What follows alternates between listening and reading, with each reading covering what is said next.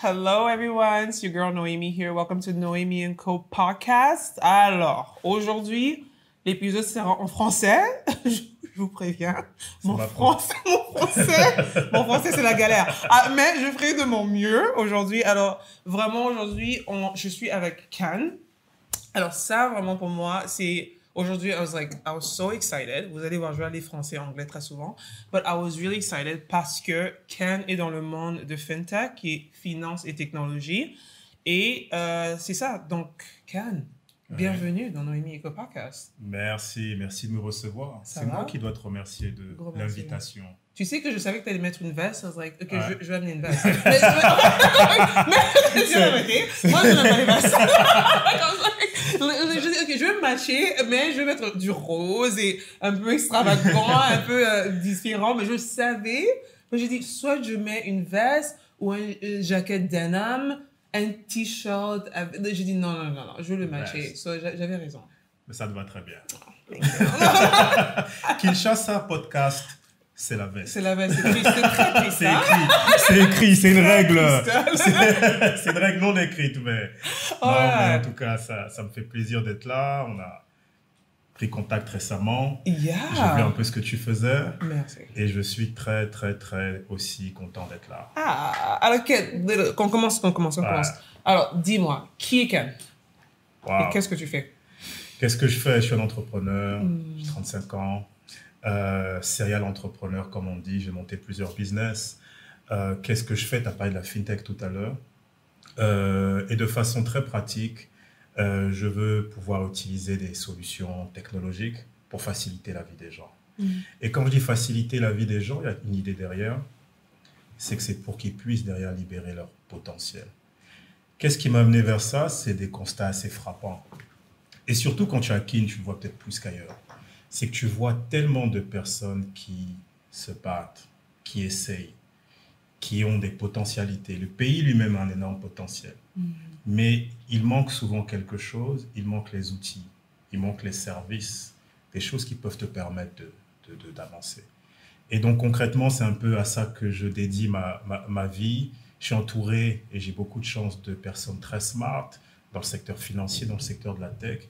Et continuellement, on se dit, mais qu'est-ce qu'on peut développer, qu'est-ce qu'on peut créer pour permettre à ces millions de personnes de pouvoir libérer leur potentiel. Donc, voilà. Et récemment, c'est quoi la dernière application que tu es en train de... C'est quoi ton focus en termes de... Le dernier business, pas le dernier, en fait, c'est celui que, si tu veux, c'est un peu le projet de ma vie. Je pense que tout ce que j'ai fait jusqu'ici, c'était pour m'amener à ce produit-là. Alors, on lance Meka. Meka, c'est un compte, on veut en faire la néobanque en fait, la banque digitale des entreprises en Afrique. Donc c'est un compte qui te permet, une application qui te permet non seulement d'avoir un compte, donc avec ton compte tu peux recevoir, envoyer de l'argent, mais en plus tu peux accéder à tout un tas de services qui vont faciliter la gestion quotidienne de ton business. Donc à quoi ça sert? C'est quelque chose qui te permet en tant qu'entreprise de pouvoir envoyer, recevoir des commandes, envoyer, recevoir des paiements, avoir la gestion, le record de ton activité sur une app et de pouvoir t'appuyer dessus pour gagner du temps, gagner de l'argent, avoir une meilleure relation avec tes fournisseurs, faire grandir ton business et la finalité, ça sera de permettre d'accéder au crédit. Donc, si tu veux, c'est, pour utiliser le jargon, on est un peu dans l'environnement de ce qu'on appelle les néobanks et on part d'un principe, on part d'un constat, un postulat, c'est que tu prends la RDC, combien? 100 millions d'habitants, ça change tous les jours. Hein. Parfois on est 100 millions, 101 millions, je crois qu'on ajoute 1 million de personnes chaque jour. En tout cas, un pays qui est énorme, mais où tu as seulement 6% des personnes qui ont un compte en banque. Ça veut dire que quand tu regardes comment on gère le business au quotidien, et je pense que tu es bien placé pour le savoir, c'est une gestion qui est manuelle, qui est archaïque, qui prend énormément de temps. C'est d'abord ça. Passer une commande, ce qu'on est en train de dire, c'est que commander chez son fournisseur, je ne sais pas, je revends du ciment, si je veux me réapprovisionner auprès de la cimenterie, ce qu'on est en train de dire, c'est que ça peut être instantané. Alors qu'aujourd'hui, dans les faits, oh mon Dieu, Je le fais, j'achète les ciments tout le temps, donc je connais. Mais c'est 2-3 jours, c'est qu'il faut aller à la cimenterie. Non, même pas, il faut aller déjà payer, trouver une banque. Et il y a quelque chose d'intéressant, c'est qu'en RDC, est-ce que tu as une idée de combien d'agences bancaires il y a dans le pays? Non. 600. Pour un pays de près de 100 millions d'habitants. C'est incroyable. Donc, tu dois d'abord aller trouver une agence, verser l'argent, avoir ton reçu, te déplacer, faire la queue, se déplacer, il y a le trafic, il y a les embouteillages. Bref, on gère le business en 2025 dans beaucoup de pays africains comme si on était dans les années 1900. Et ce qu'on veut apporter, c'est à travers des solutions donc, sur le mobile, et c'est ce qui nous différencie, sur le mobile, des outils très simples qui te permettent, quel que soit le quartier, tu es à Kitambo, tu es à Ngaliema, tu es au Katanga, tu es partout, tu prends ton téléphone, tu dis, voilà, je veux tel produit, ton fournisseur reçoit, il t'envoie un lien de paiement, ton paiement, tu le fais chez nos agents, c'est qu'on a déployé près de 1000 agents dans tout Kinshasa, à proximité, je paye là-bas, il reçoit ton paiement, il t'envoie ton produit. Incroyable. Voilà. Au lieu de 2 jours, 3 jours, 4 jours, tu fais ta commande en 30 minutes, 1 heure. Et comme ça, on adresse toutes les problématiques quotidiennes des millions d'entreprises congolaises, mais toujours adossé sur le fait qu'il y a un compte derrière. On a une banque partenaire, il y a un compte, c'est un wallet, comme on dit, un compte électronique, mais on t'offre plus que ça. On t'offre des services qui facilitent ton business au quotidien. Parfait. Ça, j'adore. Alors, j'ai trop de questions. Ouais. Il y a une partie technique avec mon background en technologie que je vais éviter un peu. Ouais. Et il y a la partie plus socio-économique, politique de la RDC avec mon expérience les dernières quelques années que j'ai beaucoup de questions. Alors, il y a plusieurs choses. Alors, d'abord, rapidement, du point de vue business. C'est quoi votre business model en termes de revenus? Si ça ne dérange pas d'être un peu transparent dans ce niveau-là, comment vous faites un revenu en tant que compagnie? Vous avez un pourcentage par transfert ou le mois qui utilise votre application en tant que business, j'ai une subscription, je paye chaque mois pour utiliser l'application. Où est-ce que votre rentabilité entre en tant que compagnie? C'est les deux. C'est okay. Les deux. Il y a des frais de transaction, c'est-à-dire que sur chaque transaction que je fais, il y a un coût autour de 1%. Parfait. Voilà. Parfait. Mais autour de ça, en plus de ça, on a également des frais de souscription. Ça veut dire quoi? Ça veut dire que tous ces services que j'ai sur cette super app, en fait, tu en as un certain nombre qui sont accessibles gratuitement. Mm-hmm. Et puis, tu as un certain nombre de fonctionnalités, notamment celles qui te permettent derrière d'avoir le scoring, potentiellement pour accéder au crédit demain, tout ce qui te permet de pouvoir collaborer avec ton réseau de fournisseurs et de revendeurs. Tous ces services-là, qui ont vraiment un impact sur ton business, il faut une souscription pour y accéder. Absolument. Voilà, une souscription autour de $7. Parfait. Voilà. Ça, c'est très bon. Ça, c'est très bon. Et c'est ce qui est un très bon prix, parce que c'est bas. On veut être, pour les entreprises, le compte, non seulement le meilleur du marché, mais aussi le moins cher, le plus accessible. Voilà.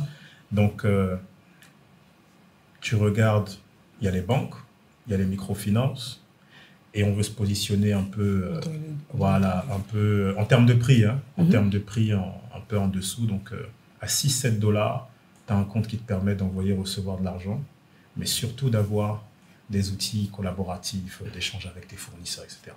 Et moi, je trouve que c'est plus bas que la plupart des banques. Aujourd'hui, je pense qu'avec ce qui se passe à l'Est, mon banquier m'avait dit, à un certain niveau, l'intérêt de la banque avait monté à 30%, et ça a rebaissé à 20%. Et pour vous qui ne comprenez pas pourquoi ça c'est scandaleux, en fait, juste pour expliquer aux viewers qui écoutent, quand tu as une compagnie, quand tu le sais, moi en tant que compagnie, j'ai intérêt à emprunter l'argent pas de la banque. J'ai intérêt parce qu'en tant que business owner, tu ne veux jamais utiliser ton propre argent, tu veux une dette pour financer l'opération de ton business, quoi que ce soit.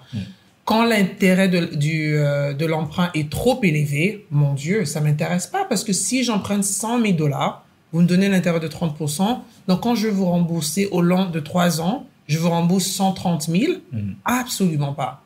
Donc, j'ai intérêt, c'est que le taux d'emprunt est bas, mais le pays, la RDC, a un taux de risque tellement élevé que ces banques justifient ce niveau-là élevé. Et les microfinances, il y a une grande critique avec eux à travers l'Afrique. C'est aussi le même problème. On dit que l'intérêt de remboursement et le temps de remboursement est tellement petit. Il y a d'autres microfinances qui demandent c'est que tu rembourses en une année. My God, like, comment tu peux demander à un petit business, qui vient à peine de commencer, qui a prêté $100,000 de te rembourser en une année? Like, ça fait, là, vraiment, vous poussez les gens à voler. Ça, c'est ma philosophie. Alors, ça, il y a quelque chose que, ça, c'est juste ma philosophie. C'est la RDC. Je suis désolée, je suis trop direct.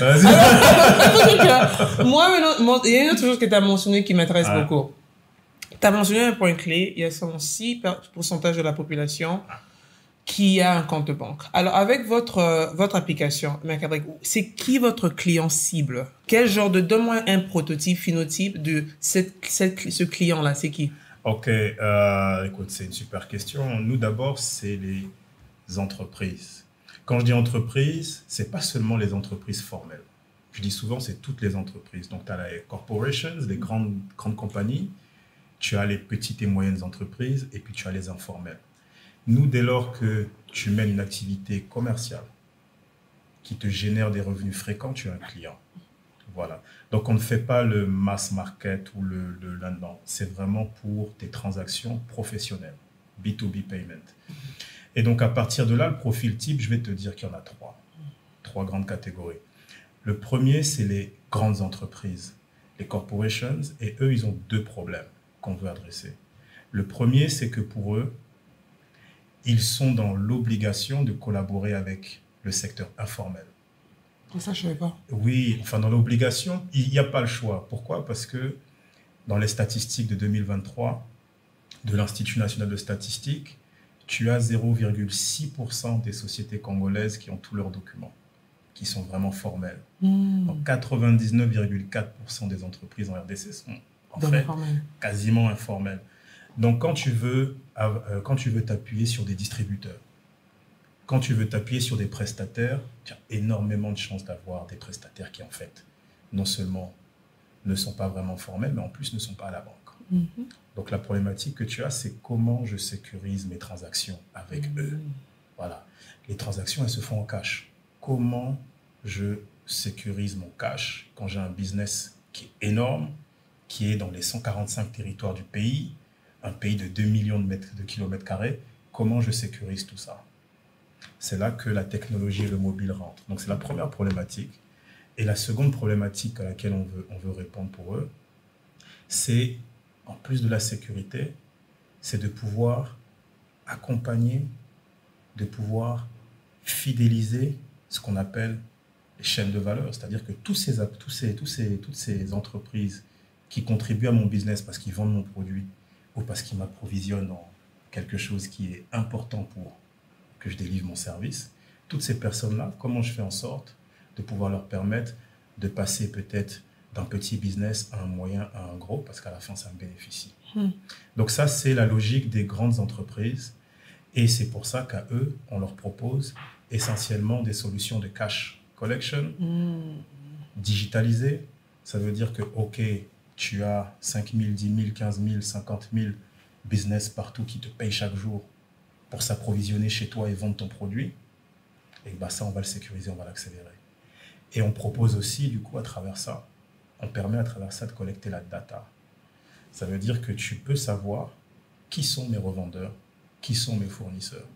Aujourd'hui, tu as de la visibilité qu'au niveau du formel. C'est-à-dire que tu sais que j'ai quelqu'un, un Aliema, qui est mon revendeur dans la zone.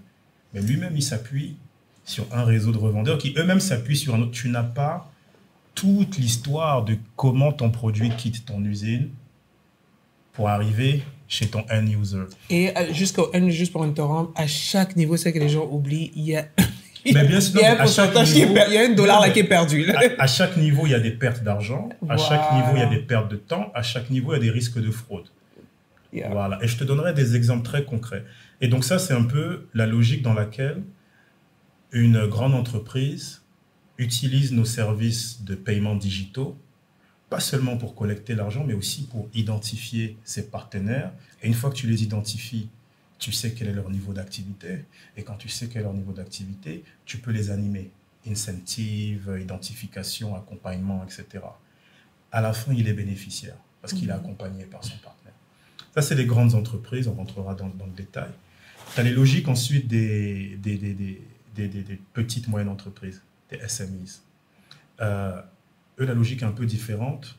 Eux, tout secteur confondu, on répond à une problématique pour eux, c'est le gain de temps et d'argent.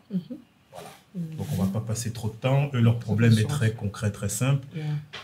Et ce qui est intéressant dans nos pays, c'est que tu vas voir souvent le business de quelqu'un ou le commerce d'une petite moyenne entreprise est souvent très lié et dépendant à un fournisseur clé ou à un revendeur clé.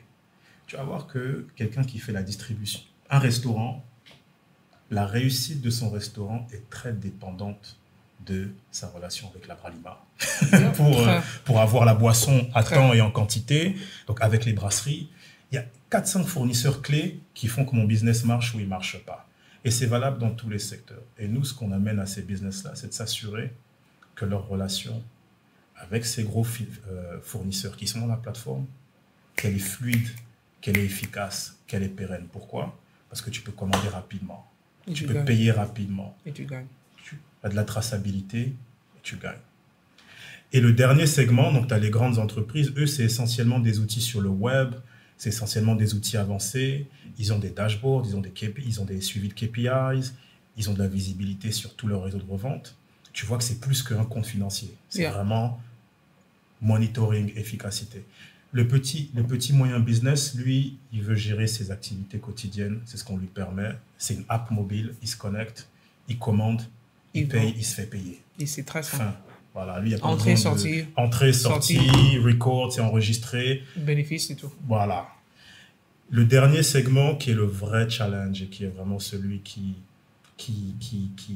même a motivé la création de cette fintech, c'est le secteur informel.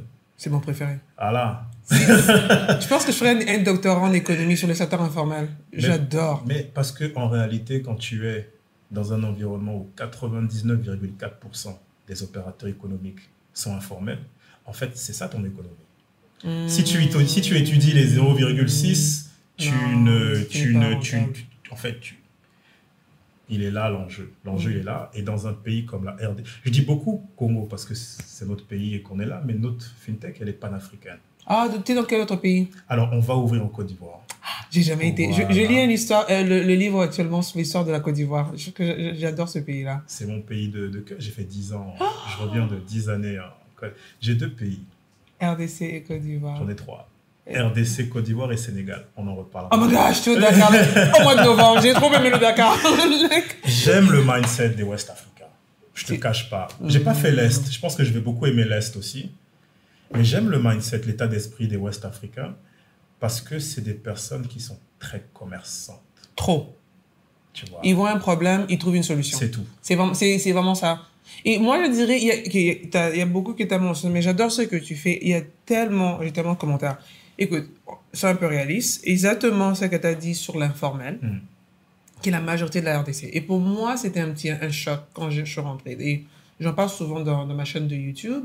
Je suis née au Congo, mais j'ai grandi au Canada la majorité de ma vie. J'ai pu vivre en Californie. J'ai travaillé en technologie avec Silicon Valley. Et après ça, je suis revenue en RDC. J'ai dit, OK, je suis au début de ma trentaine, avant que je déménage au bord de la plage, je suis trop fatiguée et tout ça.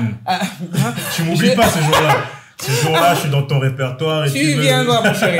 Alors, je suis au bord de la plage. Mais avant ça, j'ai dit, papa et maman, j'ai un tout petit peu d'énergie qui me reste. Je lance mes derniers business en RDC. Et ça sera mon dernier avant que je devienne investisseur à temps plein. C'est vraiment ça mon objectif. Alors, je suis revenue. C'était un choc de culture d'être dans une économie où est-ce qu'on ne valorise pas les données. Donc, comme quand tu as dit data, j'étais trop excitée. J'adore les data. Je viens de research background technologie. J'ai toujours dit, je l'ai dit 10 ans passés, je le répète encore, data is currency. Data is currency.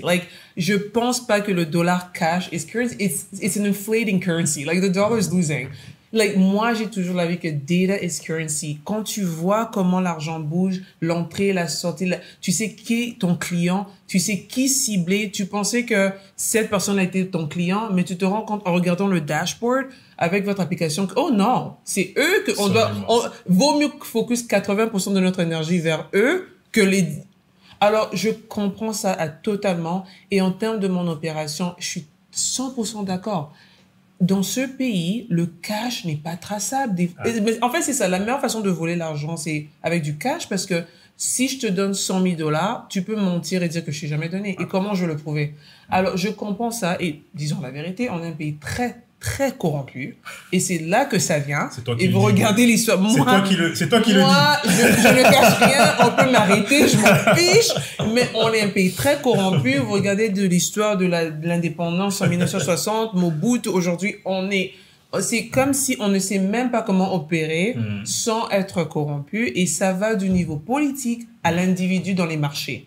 Mais moi, je dirais que ma question pour toi, c'est que quel incentive l'informel a à aller vers cette technologie? Parce que il y a une grande difficulté que j'ai vue avec ce pays quand je suis rentrée. Mon premier startup que j'avais, non, mes 3 premiers startups dans ce pays étaient dans la technologie. Et la difficulté que j'ai toujours eue avec la technologie dans ce pays, c'est cette adaptation à la technologie. The user veut pas prendre cette technologie. Convaincre même un chauffeur d'ouvrir un compte de banque, il veut pas. Il a un traumatisme de ce qui s'est passé quelques années passées avec d'autres banques qui avaient l'argent et le lendemain, ils ont fui avec le cash. Il se dit que la banque va me charger quoi, 10 $ par mois et je gagne combien? 200, 300 $ le mois. Ça vaut pas la peine de perdre un 10 $ pour quelqu'un qui survit, c'est beaucoup. Et je sais pas, pour nous qui ont des compagnies, là, je veux dire ouvertement, je veux pas être tracé dans ce pays. Dans l'Occident, j'adore être tracé. Pourquoi? Parce que j'ai compris le jeu de l'économie américaine.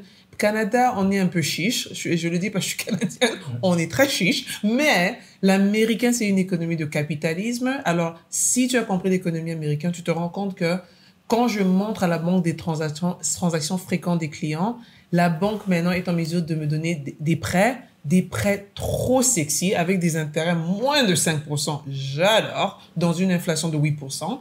Tu es là et il y a même des bourses qu'on t'amène, des investisseurs qui viennent vers toi parce que la première question qu'ils te demandent, donne-moi tes records bancaires pour prouver que tu as des entrées, comme ça j'investis dans toi.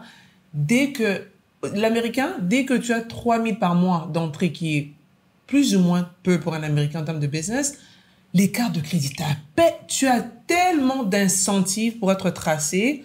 Mais ici, et n'oublions pas, à la fin de l'année avec tes taxes, quand tu donnes tes taxes en tant que business aux États-Unis, tu veux montrer tes dépenses, parce que c'est comme ça que tu évites de payer les taxes. Mais ici, c'est le contraire. Dès que je suis tracé au niveau de la banque, dès que je suis tracé en quoi que ce soit, je sais pas si ça c'est vrai, il y a une loi qui dit que, je sais pas, la DGI, ces gens-là qui font les taxes au Congo, des grands voleurs, vous qui écoutez, ces gens-là, par la loi, est-ce que je sais pas, j'ai une frustration contre ces gens-là. Par la loi, apparemment, ils ont ce droit-là d'aller voir la banque et dire telle compagnie, et donnez-nous leur record. Et ces gens-là, dès qu'ils t'attrapent, ils t'harcèlent, hein. Il y a combien de compagnies qui ont fermé aujourd'hui parce qu'ils étaient trop harcelés par ces gens-là? Alors, en gros, ça, c'était ma frustration et mon petit thank you for my TED Talk. Faut rajouter dans le montage, tu rajoutes une petite ligne en bas en disant que moi, voilà, l'invité et ses propos n'engagent que moi. L'invité et l'invité. L'invité n'a rien à voir. Noémie est frustrée, mais le point c'est quoi? C'est que et tu connais tout ce que je dis, ça te choque pas du tout. Maintenant, moi, j'essaie de comprendre dans une économie tellement informelle, dans une économie où être tracé en tant que user, il y a presque pas d'incentive. Quel incentive ton application ou offre à un user qui est dans l'informel, qui est dans le formel, de vouloir utiliser ton application? J'aime beaucoup parce que tu mets le doigt sur vraiment ce qui est important. Et tu mets le doigt sur ce qui est une opportunité unique pour les entrepreneurs. L'opportunité, c'est laquelle? C'est que, comme tu l'as dit, on a des services qui, dans l'histoire du commerce et de l'humanité, sont indispensables pour permettre à un business de grandir et pour permettre à une personne de vivre mieux, de se protéger. C'est quoi? C'est les services financiers. On ne connaît pas, on a très peu d'exemples d'entreprises ou de pays qui ont pu se développer sans un système financier efficace, sans pouvoir prêter l'argent. 100%. J'ai des opportunités, on en a tous les jours. Mais si je n'ai pas la possibilité d'avoir le capital, tu ne veux pas décoller. Je ne peux pas le faire. Non. Je ne peux pas le faire. Si je n'ai pas une assurance au moindre problème qui se passe dans ma vie, et j'ai vécu des cas extraordinaires, j'ai vu des cas extraordinaires de personnes qui étaient des sommités, comme on dit, roulaient dans les plus belles voitures, etc. Et du jour au lendemain, deviennent mendiants. Mm-hmm. Pourquoi? Parce que problème de santé, hospitalisation, tu n'es pas assuré, ça coûte très cher, ça va très vite, et c'est terminé, tu meurs comme ça. Les services financiers sont indispensables. Et on est dans une situation, en Afrique de façon générale, où les gens qui en ont le plus besoin n'y ont pas accès. Parce qu'il y a un problème de... J'aime beaucoup dire adéquation, mais je vais trouver un terme plus simple.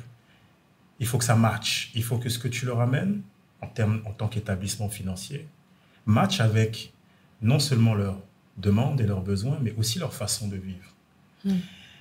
Et les banques et assureurs internationaux, étrangers, ne pourront jamais, et ça je le dis, je l'assume, répondre à ce défi-là. Parce que ce sont les Africains et ce sont les entrepreneurs qui ont la capacité de comprendre comment vivent nos... En fait, c'est nos mamans, c'est nos papas, c'est nos frères et c'est nous-mêmes qui ont la capacité de comprendre ça et qui ont la capacité de pouvoir adapter des services financiers à cette réalité-là. Donc, une fois que j'ai fait mon introduction un peu aérienne, je vais être très précis dans ce que je vais te dire. Bien sûr qu'il faut le canal le plus adapté, c'est le digital. Pourquoi? Parce que dans un pays comme la RDC de 2 millions de kilomètres carrés, il y a 600 agences. Tu ne peux pas distribuer des services financiers à travers des agences. C'est le mobile. Donc ta question de dire comment est-ce qu'un informel qui est réfractaire, etc., peut utiliser le mobile pour accéder à son compte, j'ai toujours le même exemple. Lorsque un de tes parents a besoin de te demander de l'argent, il trouve WhatsApp. Il comprend comment ça marche. Il trouve WhatsApp, il comprend comment... Et puis Facebook, il comprend comment ça marche. Tu reçois son message et il t'explique même quel système tu dois utiliser pour lui envoyer l'argent de façon... Western Union, un autre, Western Union. Et s'il faut qu'il voyage, s'il est au village, hein, et qu'il se déplace pendant une demi-journée pour aller trouver le seul point, il va le faire. 100%. Pourquoi? Parce que ça répond à un de ses problèmes. Et ça répond à un de ses problèmes immédiats. Et les meilleurs business, le fond, c'est ça que... Et c'est là où on va arriver. Et pour nous, si tu veux, le problème auquel on veut répondre, c'est celui, à la fin, il y en a deux, accéder au crédit. Et je vais t'expliquer pourquoi c'est central pour nous. Faciliter l'accès au crédit et faciliter l'accès aux opportunités, c'est-à-dire l'accès aux principaux fournisseurs qui peuvent t'approvisionner dans quelque chose dont ta communauté a besoin. Tu serais étonné de savoir le gap qu'il y a entre les produits importés, produits principalement autour de Kinshasa, et tout le reste du pays. Quand tu circules, tu dis, mais attendez, parfois des pénuries d'eau. Moi, j'ai vécu même à Kinshasa. Tu vas, tu cherches de l'eau, il n'y en a pas. Pourquoi? Parce que c'est les mêmes retailers. Et en fait, si tu as quelqu'un qui, dans une zone donnée, devient un retailer d'un producteur d'eau parce qu'il a ce canal facile qui lui permet de s'approvisionner, d'avoir son stock, il est accompagné pour ça, et de le délivrer autour de lui, mais tu fais potentiellement un futur millionnaire. Et donc, l'idée, c'est quoi? L'idée derrière... on se dit quoi? On se dit, la promesse qu'on leur fait, on leur dit, si vous utilisez ce compte-là, vous aurez plus d'opportunités. Parce que vous aurez accès à un champ de fournisseurs et d'opportunités facilité, premièrement. Et puis, deuxièmement, si vous utilisez ce système-là, à travers le fait qu'on voit un peu les transactions que vous faites, avec nos banques partenaires et nos microfinances partenaires, on peut vous proposer des financements qui vont faire que tu vas gagner plus d'argent. Et le flow, il est très concret, très simple. Mon premier client que j'ai eu ici, c'est un laboratoire d'analyse médicale. Nice. Qui s'appelle Innovi et qui a ouvert ici le plus grand plateau technique d'analyse médicale. L'analyse médicale en RDC, c'est 40% des dépenses de santé. Ici, tu as mal à la tête, le médecin, il te prend le sang, il te prend l'urine. Et 50%, c'est, je pense, c'est la pharmacie. Ah oui, non, mais c'est... Et 10%, c'est l'hôpital. Donc, si tu veux, ce qu'ils se sont dit, mais je mets un gros plateau technique au cœur de Kinshasa, mais, entre autres, je vais aller collecter tous les prélèvements qui sont faits dans des milliers de cabinets médicaux. Et c'est comme ça qu'ils se disent, bon, bah, je vais utiliser Meka. Pourquoi? Pour que ces cabinets médicaux-là, une fois qu'ils téléchargent l'application, mon catalogue est disponible. Oh my God, désolé. Pas de souci. J'ai un contrat, ce sont mes clients. Je leur mets à disposition à travers le système Meka et l'application mon catalogue d'analyse. Et puis quand ils veulent m'envoyer une analyse, ils font la requête dessus. Je reçois. Je leur envoie le lien de paiement. Ils payent. Une fois que c'est payé, j'envoie ma logistique pour récupérer. Et les cabinets médicaux te disent, cabinets médicaux, tu en as parfois, c'est des tout petits. Hein, tu connais Kinshasa, tu en as parfois dans certains quartiers des tout petits. Tu les vois, ils ne ressemblent pas à grand-chose, mais le volume de personnes qui passent par là. Trop. Le volume de cash qui passe. En fait, on dit informel, il ne faut pas qu'on se trompe. Hein. Informel, ça ne veut pas dire petit business qui galère. Ça veut juste dire qu'il n'est pas formalisé. Souvent, ils font des revenus que tu n'as pas idée. Mais donc, au début, ils étaient réfractaires. Mais ensuite, ça s'est très bien passé. Pourquoi? Parce qu'on leur a expliqué que, écoutez, si vous utilisez ce système-là, à mesure que vous allez commander, enfin, vous allez envoyer vos échantillons, ça va faire du volume. Avec le volume, Innovi vous fait un cashback, un rabais. Tu gagnes plus d'argent. Mais mieux, on discute avec des microfinances pour qu'on regarde ton niveau d'activité après 6, 7, 8 mois, 1 an, et qu'en fonction de ton niveau d'activité, on puisse te préfinancer tes commandes. Ça veut dire quoi? Ça veut dire que quand tu écris maintenant à Innovi, et ça on veut le faire d'ici la fin de l'année, quand tu écris à Innovi en disant, bon, là aujourd'hui, je veux telle analyse, ça fait $1000. Ok. Notre système va pouvoir t'envoyer tout de suite la requête pour te dire, bah, écoute, sur la base de ton activité, on sait que tu es fiable, on sait que tu as un gros business, on sait où tu es, on a tout. La microfinance te permet d'avancer cette facture-là. Et ces $100, tu les gardes, tu fais autre chose. C'est du financement déjà. Donc imagine si on le fait maintenant dans tous les secteurs du commerce, parce qu'on a une relation avec une grande brasserie et qu'on voit la traçabilité des commandes des restaurants, ça permet de savoir quel niveau d'activité, où ils sont. On te fait un préfinancement comme ça, tu gagnes de l'argent. Prendre ou à laisser, si ça répond à ton problème, tu sauras trouver un téléphone. Voilà. Tu sauras trouver un téléphone, tu sauras trouver une connexion pour enregistrer ça. Et on croit beaucoup dans ça. Ces business-là, pourquoi est-ce qu'il y a une faible pénétration de la banque, j'en suis persuadé, et de la finance? C'est parce qu'on a voulu leur vendre de la finance. On a voulu te vendre un compte. Et lorsque 94% des gens refusent d'avoir un compte, on dit que non, ils n'ont pas de compte parce qu'ils n'ont pas bien compris comment fonctionne la banque. On va t'expliquer, on va te faire de l'éducation. Non, il a très bien compris. Il a très bien compris que ça ne lui apporte rien. Voilà, il n'y a aucune valeur ajoutée. Si je dois avoir un compte, alors qu'il y a très peu d'agences autour de moi, alors que le jour où j'ai besoin d'un crédit, vous ne me recevez même pas, vous me demandez des papiers que je n'ai pas. J'attends pour 3-4 heures. J'attends 3-4 heures, etc. Pourquoi est-ce que vous voulez que je paye? Quand tu regardes le prix, tu as dit tout à l'heure, je ne vais pas me faire beaucoup d'amis bancaires, mais quand tu regardes le prix des comptes bancaires, c'est quand même incroyable. Il dit non, c'est légitime. Par contre, et beaucoup de banques deviennent très dynamiques ici pour le faire. Par contre, si on te dit, écoute, ce n'est pas un compte qu'on te donne, mais c'est l'opportunité de faire grandir ton business. Exactement. C'est l'opportunité de commander plus chez ton fournisseur pour vendre plus, pour gagner plus. C'est l'opportunité, si tu joues le jeu, que je puisse au moins te permettre sur ta prochaine commande peut-être d'avoir 15-20% de produits en plus sur de l'avance de trésorerie, des choses comme ça. Mais beaucoup, tu verras, beaucoup vont suivre et c'est le pari qu'on mène. Donc en résumé, le challenge qu'on a et qu'on veut adresser avec le digital sur le secteur financier de façon large en Afrique, c'est le défi de la nanofinance. C'est le défi de faire en sorte que la finance puisse être délivrée, puisse être pensée à l'échelle nano. Nano, c'est 9, non? Nano, c'est l'échelle très petite. Micro. C'est l'échelle... Alors voilà, c'est un peu le concept qu'on aime, c'est que microfinance, on pense que parfois c'est encore trop gros pour beaucoup d'informels. Yeah, ça c'est vrai.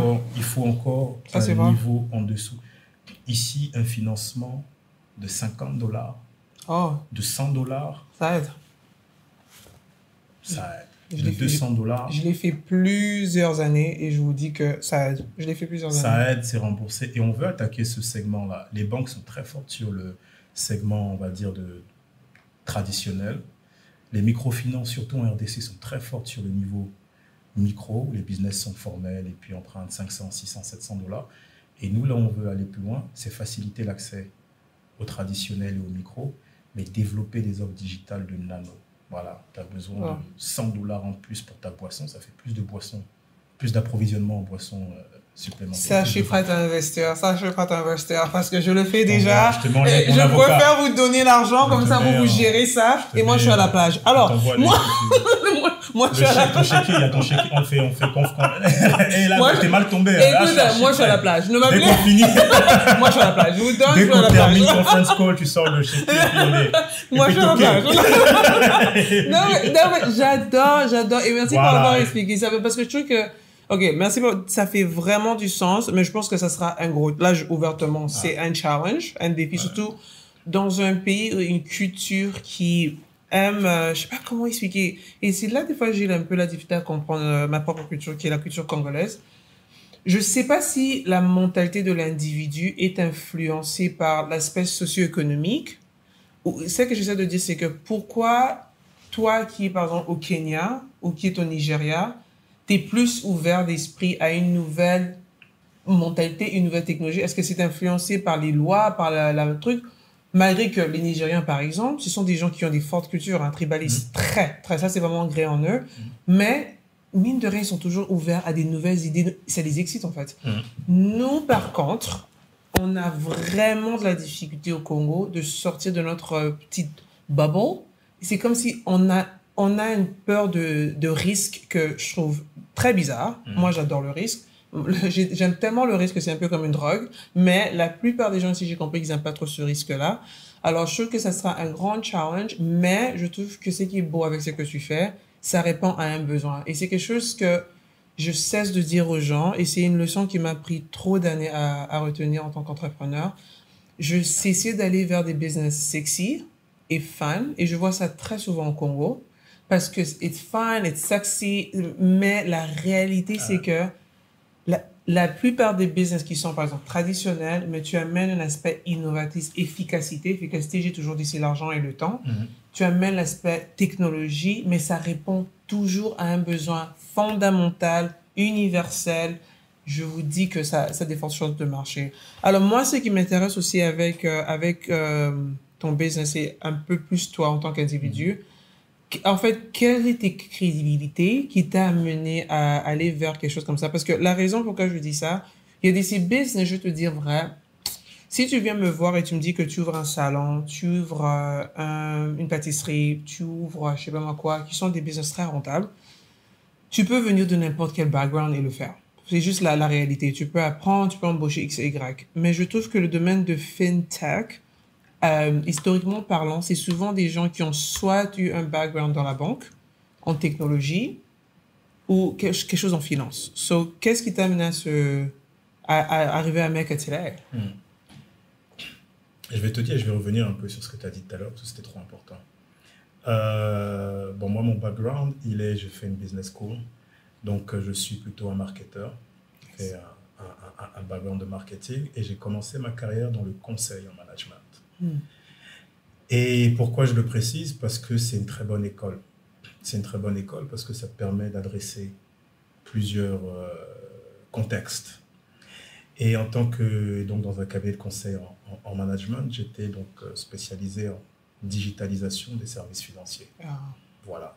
Donc j'ai commencé, si tu veux, là-dedans à travailler pour essentiellement des établissements financiers qui voulaient digitaliser leurs process, leurs services, leurs offres. Et qui dit digitalisation en Afrique dit prépondérance du mobile, Yeah, parce qu'on est d'abord des mobinautes avant d'être des internautes. Donc, j'ai commencé là-dessus avec des boss qui étaient vraiment on va dire, des vrais sachants sur ce secteur-là, et auprès d'entreprises qui étaient des entreprises leaders en Afrique sur ces secteurs-là. Donc, tu avais les établissements financiers d'une part, d'autre part, tu avais les opérateurs de téléphonie qui devenaient établissements financiers, et j'ai travaillé sur 4 des premiers agréments financiers de la Banque centrale obtenus par Orange pour le lancement d'Orange Money. Nice. Voilà, donc Orange traditionnellement était partenaire d'une banque, la BNP. La BNP est partie d'Afrique, 2013. Donc Orange devait eux-mêmes aller chercher leurs agréments auprès de la Banque centrale. Et ils ont fait appel à une équipe dont je faisais partie, qui s'est occupée de construire les dossiers, faire évoluer leur modèle et faire le suivi auprès de la Banque centrale. Côte d'Ivoire, Burkina, Mali, Sénégal, puis ici en RDC lorsqu'ils ont racheté Tigo. Voilà, je passe un peu de temps là-dessus parce que c'est ça qui a été très formateur. Tu sais, quand tu vas faire une demande d'agrément... Oh, je l'ai déjà fait. Ouh! La Banque centrale, je peux même pas parler. Là, je peux pas parler parce que j'ai des bons amis qui travaillent là-bas, mais même mes amis le sachent. Qu'est-ce que je pense de la Banque centrale? Ouf! Mais ce que je peux dire... La parce souffrance. que, non, mais quand tu y vas, il faut que tu puisses expliquer dans le détail... Oh, mon Dieu! Expliquer dans le détail comment tu es organisé, qu'est-ce que tu proposes pour garantir que tes clients n'ont pas de risque et que leur argent est protégé. Et ce que je peux dire, pour avoir du coup passé plusieurs années dans ces sujets-là, avec ce qui était le plus gros opérateur de finances digitales, Orange Money à l'époque, c'est que parfois on est trop dur avec nos banques centrales. Au niveau de la BSA, alors là, mais bon, on va fermer encore. Non, parle, exprime-toi. Alors, et c'est pas de la politique que je fais, je t'assure que parfois on est très dur avec nos banques centrales. Pourquoi? Parce que souvent, on est focalisé sur une face de la pièce, c'est-à-dire l'opportunité. On dit, ouais, mais ça serait bien que tout soit simple, les transactions, si ça, etc., parce que ça va libérer le potentiel. Mais il ne faut pas oublier qu'il y a une autre face, c'est celle des risques. Et le jour où il y a un problème, même un petit problème dans la supervision d'un établissement financier, qui fait que la conséquence est dramatique, c'est que les gens perdent leur argent. C'est eux qui sont... Mais c'est eux qui sont responsables de ça. Donc quand tu discutes avec eux, ils t'écoutent sur ton innovation, ton truc, ils te disent oui. Ça, c'est la partie facile. L'innovation, c'est la partie facile. Il n'y a pas de souci. Innovez, faites tout ce que vous voulez. C'est la partie facile. Vous aurez toujours une longueur d'avance sur nous dans la compréhension des technologies, il n'y a pas de problème. Mais c'est aussi votre responsabilité de nous expliquer et de nous rassurer sur le fait que demain, ça ne va pas poser problème. Parce que quand ça pose problème, vous vous fermez. Et puis vous partez à la plage avec l'argent de Noémie et avec des sacs de cash. Voilà. Mais c'est nous qui devons gérer les retombées qui sont pas seulement économiques, qui sont sociales, qui sont ceci, cela. Donc souvent je dis, ils ont quand même une grosse responsabilité. C'est pas parfait, mais voilà. Donc bref, pour gagner un peu de temps, répondre à ta question, comment est-ce que j'arrive dans ce secteur-là? C'est en tant que consultant junior, entouré de ces personnes-là, en travaillant vraiment sur la colonne vertébrale de comment se structure une activité de mobile money, qu'est-ce qu'il faut faire, comment ça va auprès de la Banque centrale. Et c'est comme ça qu'ensuite, je décide avec 2 de mes patrons, donc des partenaires du cabinet, on décide de... Alors, tu es ils sont des co-founders? Alors, c'est l'ancien... Alors, ouais, laisse-moi préciser, c'est vrai, merci. C'est la première start-up que je lance, ça. Voilà, qui s'appelle Wizall Money, qu'on lance en 2014. Et dont j'étais co-founder, dont j'ai été le directeur général en Côte d'Ivoire, et dont j'ai supervisé l'expansion d'Afrique de l'Ouest. J'ai quitté et qu'on a vendu, in fine, enfin qu'on n'a pas vendu, mais qu'on a cédé. Cédé dans un bon sens. Le rêve pour moi, c'est de m'accompagner d'être vendu pour des millions de dollars. Ouais. Mais dans votre cas, quand tu dis cédé dans des bons termes ou cédé dans des points négatifs? On fera un podcast dédié à cette affaire parce que ça a été dans des conditions assez négatives. Rapidement, juste un sommaire. Juste un sommaire. Assez négatif, même pas assez négatif, complètement négatif. Et si tu veux,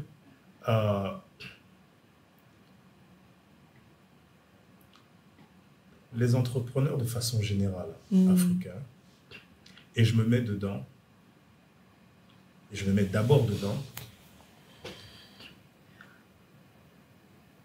on est très bon sur le volet marketing. Très fort. Très fort. Les Noirs en général. Comprendre un besoin, faire un service qui répond, aller sur le terrain, faire en sorte le que rendre ça scale sexy, up, comme ça, mais même le rendre 100%. efficace, tu vas, et puis faire en sorte que on est très bon dedans. Par contre, on a, je pense, une lacune assez forte, et pour beaucoup de raisons, sur l'autre aspect de monter des startups, qui est de gérer la gouvernance. 100%.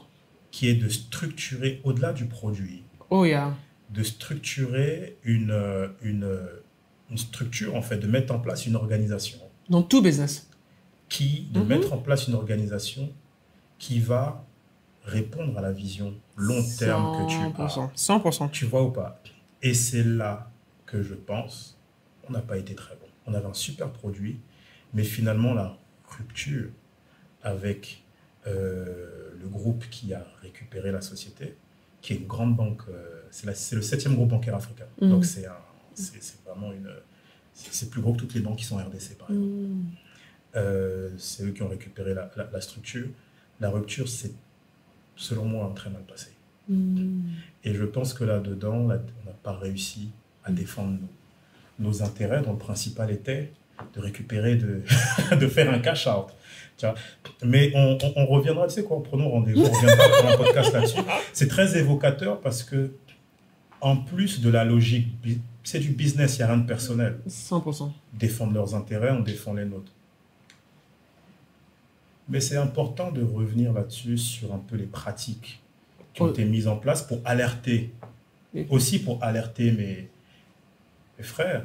Au 100%. Mais j'imagine qu'eux, ils avaient des avocats d'abord que vous n'avez probablement pas. Ils ont des liens de connexion politique systématique que vous vraiment écoutez. C'est comme David and Goliath. Vous êtes un petit... Eux, ils sont gigantesques. Donc, sache que c'est sûr qu'on va... Ouais, on en parlera. Mais c'est très important et je suis... il y a un terme que j'aime dire en anglais, mais pas grateful. Comment on peut traduire ça? Je suis très reconnaissant d'être passé par là, parce qu'aujourd'hui, je suis trop près. Aujourd'hui, je suis trop près. Je vois arriver les coups, mais à des kilomètres, et je suis persuadé qu'avec ce qu'on crée aujourd'hui, ça va réussir. En tout cas, l'idée, c'est qu'on ait quelque chose qui dure plus de 100 ans, et qui serve la vision très bon. C'est très bien. Qui est la vision d'autonomisation de nos frères, sœurs, accès à des opportunités pour qu'ils puissent développer leur potentiel. C'est à ça que sert la finance. C'est à ça que sert le digital. Mais tu sais, ce que tu as dit, c'est très clair. Et c'est quelque chose que je cesse d'expliquer aux gens ici. Et c'est une mentalité que moi j'ai, mais je comprends que je viens d'un environnement un peu différent. C'est que j'ai toujours dit aux gens, l'échec, c'est pas une mauvaise chose. Je pense que l'échec dans la langue française, c'est associé à un négatif. Mais moi, en tant qu'entrepreneur, je vois l'échec synonyme pour lesson learned. Voici ce que j'ai appris. Et j'ai toujours dit aux gens, les gens aujourd'hui me regardent de l'extérieur, Maganomi, t'as fait ça, t'as fait ça, t'as fait ça. Ils disent, mon Dieu, mon premier start-up à Bukavu, à l'Est, là, quand je suis à l'Est à Bukavu, tu sais combien de fois j'ai pleuré? D'abord, vers la fin, tu vas voir le client, la personne qui était ton partenaire au début, qui t'a aidé à attraper ton premier financement, qui te dit à la fin qu'il n'est plus intéressé. Tu es là comme une idiote. Tu as un deuxième business startup, tu te rends compte de l'importance des documentations, tu te rends compte de l'importance d'avoir des avocats, tu comprends rapidement c'est pourquoi c'était important ça du début. Tu as un autre... J'ai toujours dit aux gens, je rappelle toujours ce que Steve Jobs, le fondateur de Apple, a toujours dit avant sa mort. Pose-moi la question de combien de fois j'ai échoué et combien de fois j'ai réussi. Il te dira que j'ai échoué plus de 1000 fois, mais j'ai réussi 2 fois. C'est clair. C'est Apple et Pixar. Multi-billionaire companies. Et ça, j'ai toujours dit aux gens, cessez de voir l'échec comme une honte devant les gens. Et j'ai toujours l'impression que c'est ça le problème. Les gens n'aiment pas échouer parce qu'ils ont peur de ce que les gens vont dire. et tu dois apprendre. Alors, moi, avec ça, avec cette optique dont tu viens de partager, il y a quelque chose que j'aimerais vraiment aussi qu'on en parle. C'est que, écoute, et c'est quelque chose que je cesse de dire. Moi, je suis en train d'y travailler. On doit apprendre à être positif sur notre pays au Congo. J'ai toujours l'impression que je suis devenue un peu pessimiste dans ce pays. Autant je suis une optimiste de nature. Mais je trouve que c'est très important pour ceux qui écoutent et qui aimeraient suivre tes pas, de retenir certaines leçons. Et j'ai toujours dit en technologie, moi j'ai fait la santé mondiale publique, puis après je suis entrée vers la technologie, et là maintenant je suis dans l'agriculture, et je suis sûre prochainement ça sera le domaine d'eau ou l'énergie, parce que ça vraiment c'est le futur de l'Afrique.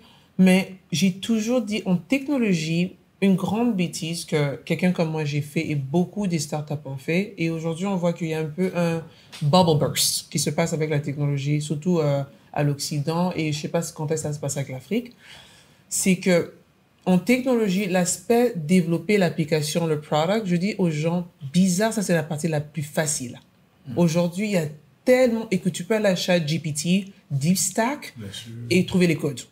Tu peux trouver même des templates en ligne que tu payes $50, on te donne tous les user design et tu décolles.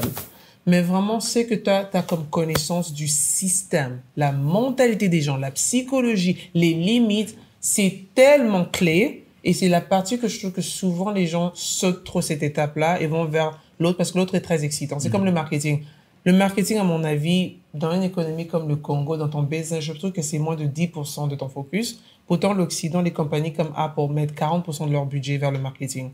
Mais le truc est que ce que j'aimerais que tu inspires un peu les autres aussi, c'est que qu'est-ce que tu diras à jour, surtout les derniers 12 mois, ont été la plus grande difficulté que tu as eue avec lancer ce business? Et la deuxième partie de cette question, qui est la partie un peu plus positive, qu'est-ce que tu diras a été une réussite? Et quand je dis réussite, moi, les réussites, c'est les micro-réussites. Hein. Écoute, quand j'ai un client qui achète mon miel, je m'amène au resto, qui n'est pas sage, parce que le miel est moins cher que le resto. Mais je suis de l'avis que tu dois toujours célébrer des petits moments, parce que là, je trouve souvent avec les entrepreneurs comme nous, c'est très facile de dire, oh non, justement, célébrer quand on va faire 1 million. Mais là, tu vas attendre longtemps.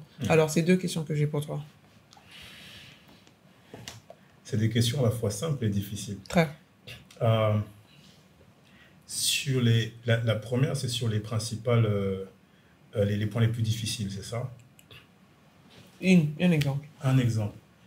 Mais je vais d'abord donner un point général qui me paraît le plus important et qui est valable ici, mais qui est valable partout. Tout le reste, pour moi, découle de ce point-là.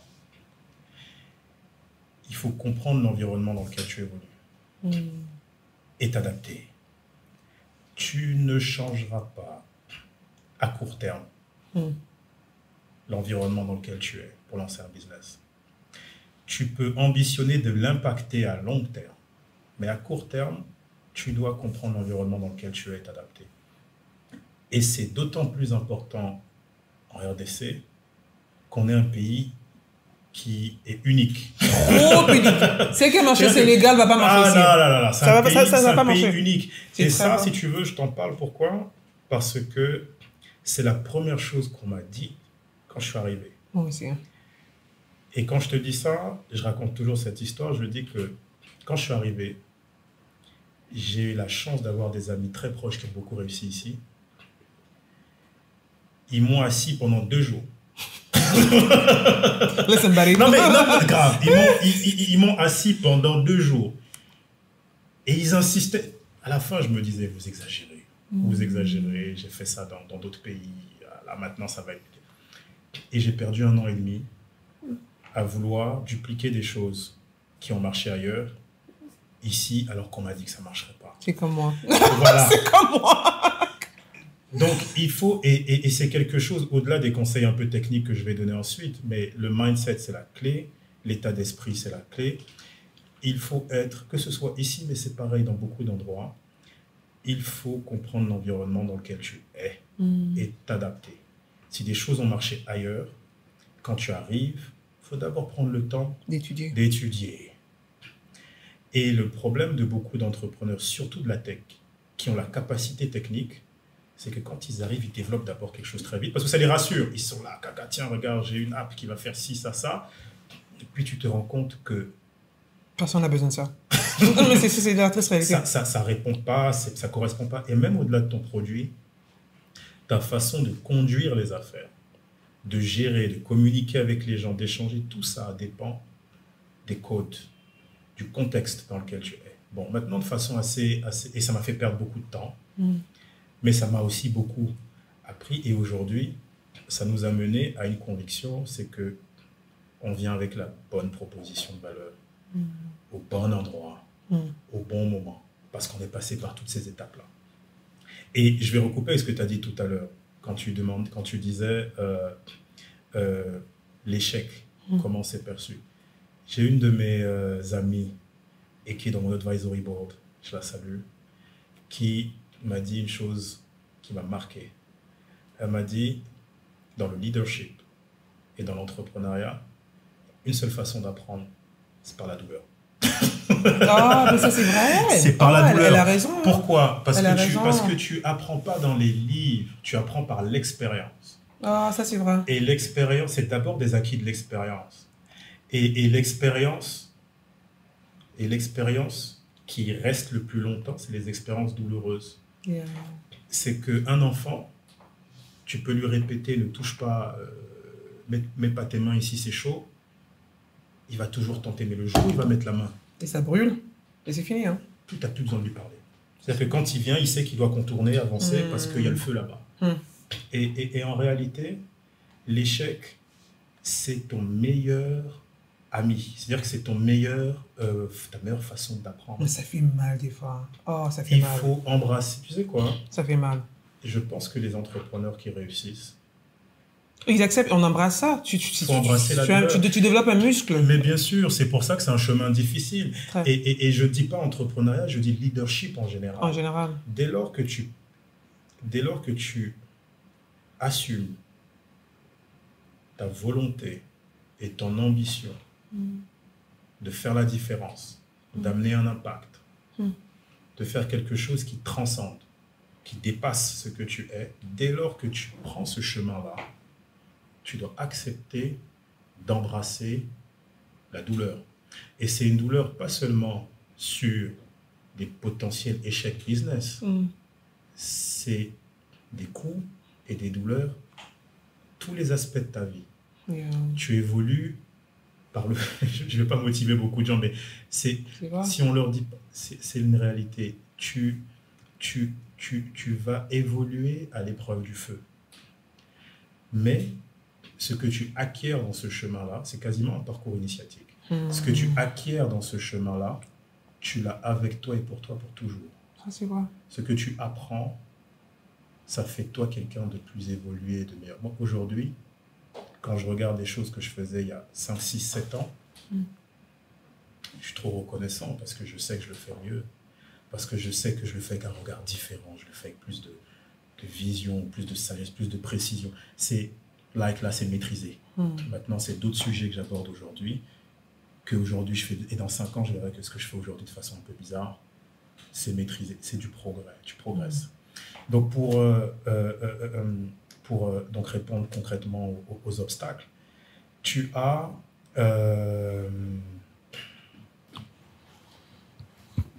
Ken. Ouais, Comme ça, on va maintenant vers l'aspect positif. Ouais, comme ça, on va vers l'aspect. Mais tu sais pourquoi je réfléchis beaucoup ? Parce qu'en fait, il n'y en a pas tant que ça. Étonnamment. Non, mais je t'assure que étonnamment, il n'y en a pas tant que ça. Ils sont un peu similaires. Parce que tu as ici les principales barrières que tu as, et ça revient à ce que tu disais tout à l'heure, sur pourquoi nous, on est de cette façon-là et chez les autres, c'est facile, c'est beaucoup de barrières structurelles. Vraiment, c'est tout. C'est des choses, en fait... C'est tout. Voilà, s'il n'y a pas de route, il n'y a pas de route. Voilà, si le courant coupe 10 fois par jour, le courant coupe 10 fois par jour. C'est l'infrastructure. Voilà, si c'est les infrastructures, si au bout d'un moment, toute l'administration est manuelle, tu sais que tu déposes un dossier et que ton dossier, tu ne sais pas combien de temps il va être traité. Donc en fait, pour donner un exemple, pour moi, c'est là où ça impacte beaucoup, c'est sur ta planification. Voilà, sur ta planification. Voilà. Et c'est-à-dire que c'est très difficile de pouvoir anticiper les projections, le planification. Tu dois être flexible. Tu dois être très flexible. C'est ça qui tue. Et très concret. Et je vais arriver maintenant à l'aspect très concret, très factuel. Dans le business, la clé, c'est le cash flow. Voilà. Oh my God, ça m'a pris des années à comprendre ce principe. S'il te plaît, répète. Non, répète. La clé, c'est ton cash flow. C'est comment tu gères ta trésorerie. C'est pas que demain, demain, il va toucher 1 million de... Non, non, c'est chaque jour, est-ce que tu as suffisamment d'argent disponible pour répondre aux besoins de cash qui doivent sortir. Parce que le jour où ton cash flow ne suit plus, que c'est terminé, tu n'as plus de trésorerie, il se passe quelque chose de très simple. C'est dépôt de bilan, banqueroute, toi-même détresse personnelle financière.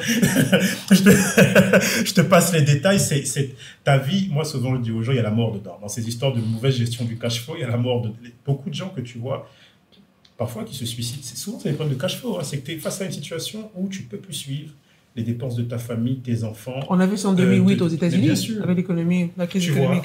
Et donc, là où je veux arriver, c'est de dire que cette difficulté ce manque de prévisibilité des choses qui vont se passer fait que tu peux difficilement prévoir tes besoins en cash flow et que du coup, tu es constamment potentiellement dans un risque que malgré le potentiel, malgré avoir tout bien fait, que ça s'arrête de façon brutale et dramatique. Donc, je ne sais pas si ça répond à ta question, mais pour moi, c'est ça la clé. Et dans un environnement comme Kinshasa, ça m'a amené à vivre complètement différemment. Pourquoi? Parce que si tu n'es pas rigoureux dans la gestion de ton cash flow dans cette ville, ça va aller très vite. Hein.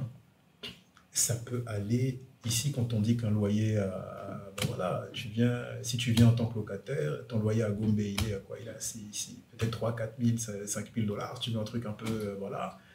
Le véhicule ici, c'est que les Prado qui sont dehors, c'est 100 000, 120 000 $. Bureau, si tu prends un bureau au centre-ville de Gombe, tout de suite, si t'appartient pas, ça va. C'est-à-dire que tu peux te retrouver dans un circuit où, si tu as fait un plan dans lequel, au bout de 6 mois, mon activité commence, 8e mois, je signe un contrat, 9e, je suis payé. Si tu suis ça, tu vas te planter parce que ça ne va pas se passer comme prévu. Je peux te garantir que ça ne se passera pas comme ça. Et moi, c'est comme ça que je veux de la vie, que j'en parle très souvent dans ma chaîne YouTube. Mon conseil des gens qui veulent commencer des business ici, choisis un domaine qui a un cash flow, like a cash flow business. J'ai toujours dit aux gens, pas tout business is a cash flow business. Parce qu'on le voit, par exemple, et c'est la difficulté de la diaspora, je trouve souvent. On vient des économies où est-ce que beaucoup de... Moi, je peux seulement me baser sur mon expérience. L'Amérique du Nord, surtout la technologie, tu le sais, de dot-com era, les gens comme Elon qui ont bénéficié de ça, et les gens comme le mec de Amazon. Si tu regardes le modèle d'Amazon, par exemple, beaucoup de gens sont choqués quand je dis que Amazon n'est pas rentable en termes de cash flow. Pas du tout. Leur grand biggest money maker, c'est AWS, et maintenant c'est avec Prime. Mais c'est un business qui vit des dettes, mais ça vit encore plus des actions. Elon, Tesla ne fait pas d'argent. J'ai acheté leurs actions. Jamais je me suis fait de l'argent dans ces derniers 10 ans. Mais comment tu expliques qu'il est milliardaire? Alors, j'ai dit, si tu prends ces modèles-là, tu essaies de mettre ça ici, tu manques parce qu'ici, tu dois faire un business parce que tous les jours, il y a du cash qui est échangé. Et le cash flow, c'est très simple. C'est l'offre, la demande. Il y a un qui te paye X, toi, tu as des dépenses. Gardez ça très simple. Et côté, c'est voici ton calcul. Mais je pense que ça, c'est très clé. Et ce qui m'intéresse à savoir, une réussite. That's like, aha, qui t'aide à continuer toujours, tous les jours, à avoir cet espoir-là. Une réussite. Je pense que celle qui me vient tout de suite en tête, ça va peut-être te décevoir, mais c'est l'équipe. C'est qu'en fait, pour moi, il y a 2 choses qui font un business. 2 choses importantes qui font un business, la vision et les hommes. 100%. Voilà. Tu peux avoir la meilleure idée, mais si tu n'as pas les personnes en mesure qui partagent ça et qui mouillent le maillot avec toi et qui sont smart et qui le font, et on est dans un environnement où malheureusement c'est très difficile de trouver des personnes avec qui cheminer, avec 100%. Qui s'associer, avec qui 100%. Travailler. C'est le plus dur. 100%. C'est un pays, là, mais il y a beaucoup de pays en Afrique comme ça, mais on est très centré RDC. le Congo, c'est un pays où les opportunités, elles sont partout dans l'air. C'est-à-dire que tu ne viens pas ici en te disant, je vais chercher une opportunité. Non, les opportunités sont partout et elles sont exceptionnelles. Mais ce qui est le défi ici, c'est la mise en œuvre. Yeah. C'est comment est-ce que je les saisis. Et la première difficulté dans la mise en œuvre, c'est les hommes, c'est les gens. Trouver quelqu'un qui ne va pas partir avec ton argent. Trouver quelqu'un avec qui, quand tu lui donnes quand il est responsable d'un travail, tu dors la nuit, tu dors bien. Oh, 100%. Ça. Tu dors la nuit, tu dors bien. Ça. Parce que tu sais que même quand tu vas regarder, ça va te stimuler, te challenger. Tu vas voir quelque chose qui est waouh. Et puis toi-même, tu vas. Et tu crées cette mécanique-là. Et je pense que ce qu'on a le mieux réussi à ce stade, on démarre. Ce qui a le mieux réussi à ce stade et dont je suis très fier, c'est l'équipe. Franchement, on a une équipe de choc. On a une équipe de choc et donc, je suis serein dans l'idée que ce business, ça va être un $1 billion business. Parce que souvent, je donne toujours le même exemple pour faire rire un peu.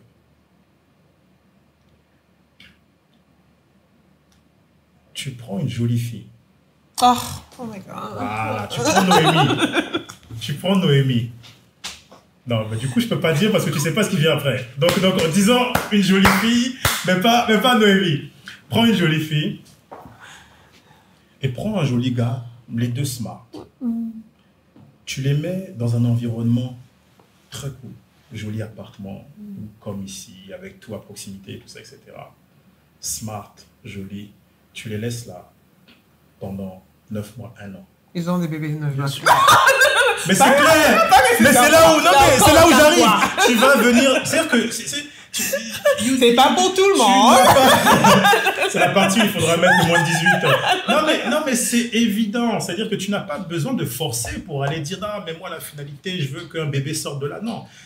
Tu mets des gens smart qui se complètent au bon endroit, au bon moment. C'est la magie qui sera créée. La magie va être créée. Automatiquement, pas besoin de forcer. Ça va sortir tout seul. Donc, je dis pas Noémie. Excusez, on ne veut pas choquer les... Ils vont plus regarder le podcast de la même façon. Moi, je dirais quoi? Donc... Mais tu m'as pas décevé ta réponse. Si on la reprend. Mais tu m'as pas décevé ta réponse. Et pourquoi j'ai beaucoup aimé ce que tu as dit. C'est quelque chose que j'ai appris les derniers 2 ans que j'ai déménagé ici. Je dirais vraiment, et quand j'y pense des fois, même j'ai envie de pleurer. Je remercie le Seigneur que les derniers 2 ans, la plus grande réussite que j'ai eue, c'est que j'ai eu des bonnes personnes avec qui j'ai embauché, que je travaille avec. Et moi, je me connais. Je ne me vois pas gérer 200 employés. Ça prend une personnalité. Hein. Il y a des gens, j'ai toujours dit, tu peux être founder, CEO, manager, right? Moi, je ne suis pas vraiment un bon manager. Pourquoi? Parce que je suis très dur avec moi-même. J'ai des attentes pas réalistes de moi-même. Et c'est comme ça que j'ai un problème d'insomnie. J'en parle très souvent dans ma chaîne. Donc, j'aime pas projeter ça sur les autres. Et ça, c'est pas un bon manager. Mais je pense que je suis bon leader dans le sens que j'ai une bonne vision. Je sais comment prendre... J'ai une intuition très forte. Je sais voir les points forts et les points faibles des gens très vite. Et tu as 100% d'accord dans le sens que c'est une grande difficulté que beaucoup de gens expriment ici, c'est la ressource humaine. Ouais. On est dans un pays où il faut pas oublier, c'est depuis l'indépendance qu'on a... l'éducation publique est morte. Donc, les gens n'ont pas vraiment l'esprit critique, la plupart des gens ici. Deuxièmement, beaucoup sont pauvres, sont dans ils sont en train de survivre, donc ils sont trop tentés à voler. Donc, quand tu es dans un environnement comme ça, je dirais, quand tu embauches, tu dois prendre quelqu'un de confiance. Et cette confiance, ça que exactement ce que tu as dit, devant $100 000, 200 000, 300 000, si je laisse ça là, tu vas pas voler $1. Et si je peux te donner, je peux te faire confiance. Mais je pense qu'aussi, nous qui commençons des compagnies ici au Congo, ici, quelque chose que j'en parle très souvent, surtout avec la diaspora, c'est qu'on doit aussi dire la vérité. Beaucoup de fois, beaucoup de gens ici, ils payent très mal. Et on a rendu ça normal. On a normalisé ça dans ce pays, que ce soit les locaux et les internationaux, de mal payer les gens. Écoute, je suis réaliste, je ne m'attends pas à ce que quelqu'un de Kinshasa soit payé comme j'étais payé quand j'étais en Californie. Ça ne fait pas de sens. Mais on les paye très mal. Et deuxièmement, je pense que ça, tu peux même, tu es d'accord avec ça, c'est qu'en tant que leader dans ta vision, beaucoup des gens qui commencent les business, je dis toujours, aient une structure. N'oublie pas que moi qui est entrepreneur, un founder, Moi, ma mère dit toujours, Noémie a des courages d'elle-même. Je comprends pas, elle a ses courages, elle attrape ça où? Mais en tant que founder, on se réveille le matin, je vais aller rencontrer cette personne, je vais aller puiser ce contact, je vais aller fundraising. Mais les gens qui travaillent pour toi, souvent, c'est pas ça leur travail. La personne vient là pour être payée et faire son travail. Il ne faut pas confondre les choses. Alors, quand la personne vient, ses tâches doivent être claires. Un comptable commence à nettoyer le bureau, le gérant. Puis, j'ai jamais compris ça. Ils doivent avoir une structure. Quand ils commencent le travail, quels sont leurs livrables? Quels sont leurs objectifs? Et tu t'assures que ça s'aligne avec ton KPI. Et à mon humble avis, la troisième aspect que je trouve que beaucoup de gens manquent, tu dois voir le point clé, j'appelle ça the North Star. The North Star of the individual. Cette personne-là, c'est quoi son point fort et comment ça répond aux besoins que j'ai dans la compagnie. Par exemple, moi, je le dis à qui veut l'entendre, je déteste la politique, mais dans l'Afrique, le business et la politique, ma cousine dit toujours les politiciens, les business people, ils couchent ensemble. C'est une expression qu'elle adore. Parce que et surtout en Afrique, c'est une vraie réalité. Tu sais qu'on tient ça des Français. Tu sais qu'on tient ça des Français. Non, c'est vraiment, très non. francophone. C'est très francophone. Pourtant, l'anglophone, c'est pas le cas. Ah. Mais literally, c'est très francophone, mais c'est souvent le cas dans la RDC. Mais j'ai vite compris que j'ai des gens dans mon équipe ou des amis avec qui il est fort, on fait certains business deals qui, lui, il est fort à parler avec ces politiciens-là, désolé pour mon langage, inculte, que moi, je peux pas. Et moi, je suis plus fort dans l'aspect, c'est que, écoute, avec ce projet-là, ce financement-là, voici la stratégie, comment on peut implémenter X, Y, avoir un ROI, retour de notre investissement, et comment lui, le politicien, va gagner et le pays va aussi gagner. Et nous, en tant que business, on sera rentable. Vas-y. So I think, ce que tu as dit de l'équipe, c'est vraiment clé. Et si tu veux, là où ça m'a marqué, le moment où j'ai compris ça, on l'a toujours dit, ça fait partie des choses qu'on disait tout à l'heure, la douleur. Tu sais, on t'explique des choses. On te dit, un business, c'est d'abord les gens. C'est d'abord une vision, c'est la vision long terme. Tu dis, jusqu'au jour où ça te tape et tu comprends que oui, c'est vrai que c'est ça. La fois où moi, ça m'a marqué, c'est pendant le Covid. Pendant le Covid, là, j'étais en Côte d'Ivoire, lorsque j'ai vu la façon avec laquelle l'équipe s'est levée et a relevé le challenge. Et le challenge, c'était quoi? Pendant le Covid, moindre risque, les banques ferment. Yeah. Mais qui prend le relais? C'est les solutions digitales comme les nôtres. Yes. Et nous, on appartenait à une banque. Une banque nous avait récupérés. Donc, et à l'époque, je te le dis, je signe avec le gouvernement de Côte d'Ivoire pour être la solution de distribution de toutes les aides sociales dans le pays. C'était près de 60 millions de dollars. Il n'y a plus d'agence bancaire. Il faut aller créer un réseau. On avait une équipe de 20 personnes en Côte d'Ivoire. Alors qu'il y avait les gestes barrières, etc. L'équipe était soudée. Et un matin, je suis arrivé au bureau.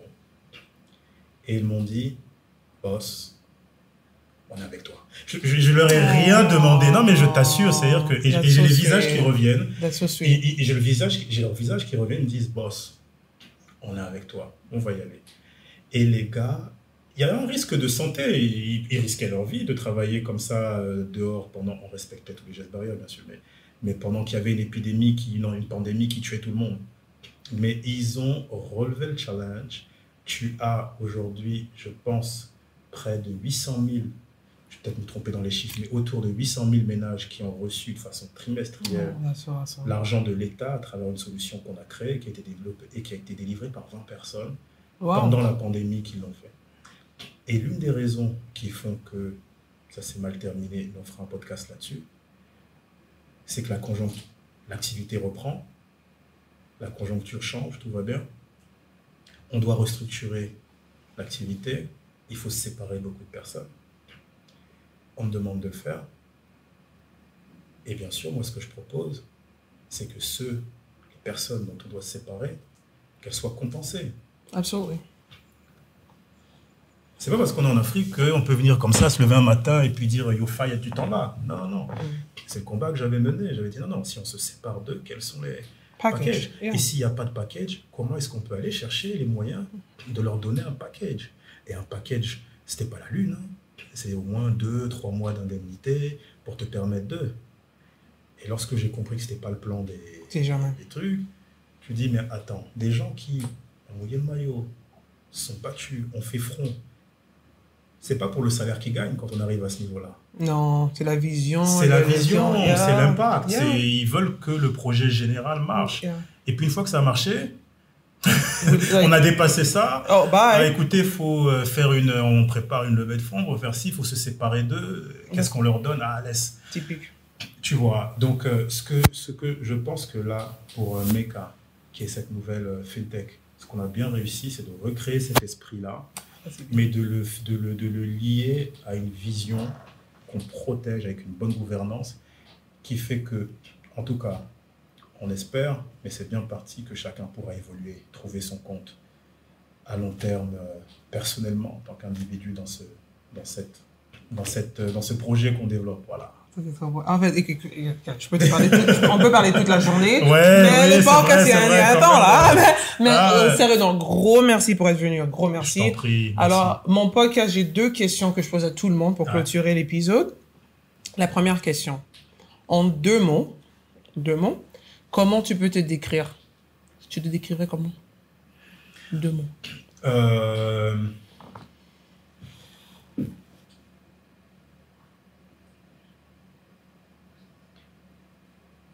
Ta question. C'est en 2 mots. Wow. 2 mots. 2 mots pour me décrire. Je dirais déterminé, puis croyant. Ah, ça, je vois ça. 100%. Ça, je le vois. Alors, la dernière question. Aujourd'hui, je suis décédé, c'est un peu morbide, mais tu étais décédé et tu vois un peu ton deuil, là, tu vois ta vie, là, from the top, from heaven. Quelle est la legacy, là? Comment tu aimerais qu'on se rappelle de Cam? Je sais que c'est interdit de parler ça dans nos traditions. Tu veux que je dise que je vais mourir? Hein, tu veux déjà qu'on mette ma mort? Nous tous, on va partir, là. Mon Dieu. Non, alors, s'il y a une seule chose qui est sûre dans cette vie, c'est qu'on va mourir. Alors, 100%. Et c'est marrant que tu me demandes ça. Je vais te répondre de façon très claire. C'est marrant que tu me demandes ça. Parce que pour moi, c'est la question la plus importante. Je suis d'accord. Au quotidien, qu'est-ce que je veux laisser? Qu'est-ce que je veux qu'on retienne quand je serai plus là?